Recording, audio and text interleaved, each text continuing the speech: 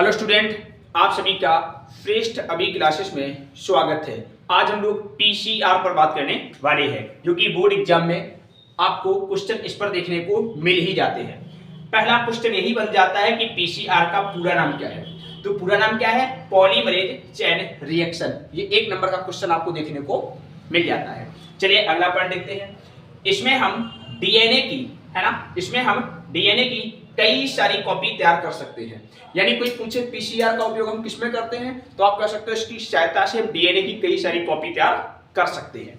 अगला पॉइंट है, अब आप जब पीसीआर कर रहे हो तो इसके लिए कुछ आवश्यक सामग्रियों की रिक्वायरमेंट होती है ना, जो कि महत्वपूर्ण होती है। चलो देखते हो कौन कौन आवश्यक सामग्रियां हैं। सबसे पहले आपको उस डीएनए को लेना है जिसकी आप कॉपी तैयार करना चाहते हो। वो डीएनए क्या करेगा? वो डीएनए एक टेम्पलेट के समान काम करेगा। टेम्पलेट का मतलब होता है साँचा, जो साँचा जिसको देख करके कॉपी बनाई जा सके, है ना, उसके समान काम करेगा। तो सबसे पहले हम डीएनए लेंगे जिसकी कॉपी बनाना चाहते हैं। यह टेम्पलेट का कार्य करेगा। किसका काम करेगा? टेम्पलेट। टेम्पलेट का मतलब होता है जो साँचा प्रदान करे। दूसरा, हम tap polymerase enzyme, most important भूलना नहीं है ना। पीसीआर में कौन सा एंजाइम यूज किया जाता है? सीधा क्वेश्चन ये आपको बोर्ड एग्जाम में देखने को मिल जाता है, कॉम्पिटिटिव एग्जाम में भी आपको देखने को मिलेगा। तो इसमें टैप पॉलीमरेज एंजाइम का भी उपयोग करते हैं। ये डीएनए पॉलीमरेज एंजाइम है। अब एक बात आपको आनी चाहिए, यदि आपसे कोई क्वेश्चन पूछता है कि इसमें हम टैप पॉलीमरेज एंजाइम का ही यूज क्यों करते हैं, अन्य किसी नॉर्मल एंजाइम का यूज नहीं कर सकते? नहीं कर सकते हो। उसका कारण यह है कि अन्य जो नॉर्मल एंजाइम होते हैं वो उच्च तापमान पर डिस्ट्रॉय हो जाते हैं, नष्ट हो जाते हैं, जबकि टैप पॉलीमरेज एंजाइम जो होता है ये उच्च तापमान पर नष्ट नहीं होता है। ये किससे प्राप्त होता है?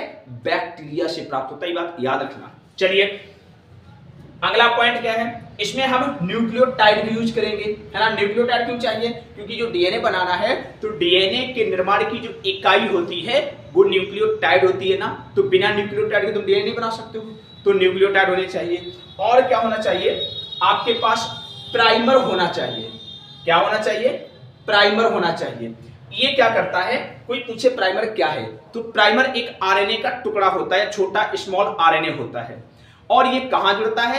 ये डीएनए के, जो डीएनए टेम्पलेट के समान काम कर रहा है, उसके 3 प्राइम स्ट्रैंड पर जुड़ेगा। 3 प्राइम जो स्ट्रैंड है उसके 3 प्राइम सिरे पर जुड़ेगा। किस पर जुड़ेगा? 3 प्राइम सिरे पर जुड़ेगा। तो प्राइमर जो होता है उसकी भी आवश्यकता होती है, जो डीएनए टेम्पलेट के 3 प्राइम पर जाकर जुड़ता है। तो इतनी चीजों की आवश्यकता होती है। किसी उसकी डबल स्ट्रैंडेड डीएनए जिसकी कॉपी बनाना चाहते हो, दूसरा टैप पॉलीमरेज एंजाइम, तीसरा न्यूक्लियोटाइड और चौथा प्राइमर, है ना। अब इधर आइए, अब हम पीसीआर को करने को देखते हैं। पीसीआर की क्रिया 3 चरणों में होती है। पीसीआर की क्रिया 3 चरणों में होती है। प्रथम चरण, द्वितीय चरण और तृतीय चरण। अब प्रथम चरण को क्या कहते हैं? तो इसे डीनेचुरेशन कहते हैं। प्रथम चरण को क्या कहा जाता है? डीनेचुरेशन कहा जाता है। इसमें तापमान कितना चाहिए? 95 सेंटीग्रेड तापमान होना चाहिए। ये क्रिया 95 सेंटीग्रेड तापमान पर संपन्न होती है। इसमें होता क्या है? तो कोई पूछे कि इसमें क्या होता है, तो आपका आंसर होगा इसमें डबल स्ट्रैंडेड डीएनए टूट जाता है सिंगल स्ट्रैंडेड डीएनए में। किसमें टूट जाता है? सिंगल स्ट्रैंडेड डीएनए में। जैसे ही आपका डबल स्ट्रैंडेड डीएनए था ना, अब ये आपका खुल गया है सिंगल स्ट्रैंडेड डीएनए में। किसमें खुल गया है? सिंगल स्ट्रैंडेड डीएनए में। अब ये हो गया तुम्हारा प्रथम चरण पूरा। अब क्या होगा? अब बारी आती है द्वितीय चरण की। इस द्वितीय चरण को हम क्या कहते हैं? एनलिंग कहते हैं, है ना। इसके लिए जो तापमान की रिक्वायरमेंट होती है वो तापमान 55 सेंटीग्रेड से 65 सेंटीग्रेड तक होता है। अब कोई पूछे इसमें काम क्या होता है, तो इसमें जो काम होता है वो प्राइमर आते हैं और 3 प्राइम स्ट्रैंड पर जुड़ जाते हैं। देखिए ये प्राइमर आके जुड़ गया, कहां जुड़ा है? 3 प्राइम स्ट्रैंड पर। ये प्राइमर आके जुड़ा है, कहां जुड़ा है? 3 प्राइम स्ट्रैंड पर। क्लियर हो गया ना। अब बारी आती है तृतीय चरण की। इसे क्या कहते हैं? इसे एक्सटेंशन कहते हैं। क्या कहते हैं? एक्सटेंशन कहते हैं। अब इसमें क्या काम होता है? इसी में आकर के काम करता है टैप पॉलीमरेज एंजाइम। ठीक है, टैप पॉलीमरेज, है ना। ये क्या करता है? ये टैप पॉलीमरेज जो एंजाइम होता है ये प्राइमर के साथ जुड़ करके, किसके साथ जुड़ करके?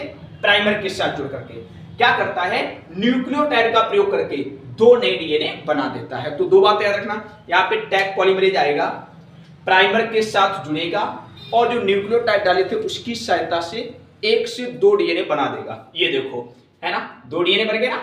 आपने देखो 1 डीएनए दिया था, कितने बन गए, 2।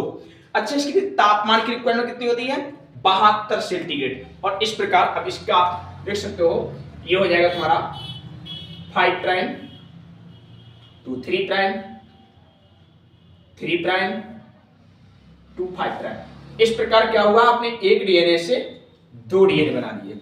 अब क्या करो, फिर से क्रिया नहीं शुरू कर दो, तो फिर अब कितने 2 से बन जाएंगे, 4। अब क्या करो, फिर से यहीं से क्रिया शुरू कर दो, 4 से कितने हो जाएंगे, 8। फिर से क्रिया यहीं शुरू कर दो, 8 से कितने हो जाएंगे, 16 है। फिर से प्रक्रिया पूरी इस प्रकार लेकर आइए, कितने हो जाएंगे, 32। आप ऐसे चाहो, जितनी चाहो, जब तक चाहो आप डीएनए की कॉपी बना सकते हो। संभवतः आपको पूरा पीसीआर क्लियर हो गया होगा। यदि फिर भी आपको किसी प्रकार का डाउट है तो आप कमेंट कीजिए, मैं आपकी समस्या का समाधान करूंगा। लेकिन अपने इस चैनल के लिए आप सभी लोग बहुत अच्छे से निष्ठा के साथ, मेहनत के साथ पढ़ाई कीजिए, जिससे हमारी और आपकी मेहनत कुछ रंग लाए। धन्यवाद।